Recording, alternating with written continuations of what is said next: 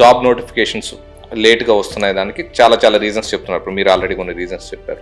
But elections ముందు promise చేసి ఉంటారు. సో ఎక్కడ ప్రాబ్లం జరుగుతుంది అంటే వాళ్ళు ప్రామిస్ చేసినట్టు ప్రామిస్ ఫుల్ఫిల్ చేయలేకపోతున్నారా, లేదంటే మీరు అడగలేకపోతున్నారా? ఇక్కడ ప్రధానమైన విషయం ఏంటంటే ఎలక్షన్ ఎనీ గవర్నమెంట్ లైక్ వాళ్ళు వీళ్ళు నా పార్టీ. ఇక్కడ నేను కూడా రాజకీయ విమర్శలు అనేది పోకుండా నా ఉద్దేశం ఏంటంటే ఏ ప్రభుత్వం వచ్చినా సరే జరుగుతున్న పరిణామాలు ఏంటి, ఫ్యాక్ట్స్ మాత్రమే నేను చెప్పదలుచుకున్నాను.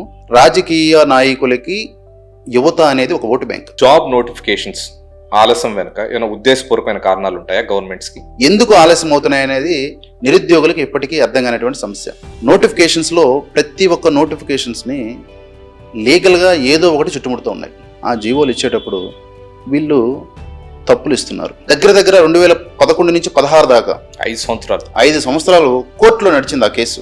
అంటే ఇంకా వాళ్ళకి రేపో ఎల్లుండో పోస్టింగ్ ఇవ్వాలి. ఆ పోస్టింగ్ ఇచ్చే క్రమంలో సుప్రీంకోర్టు జడ్జిమెంట్ ఒకటి వచ్చింది.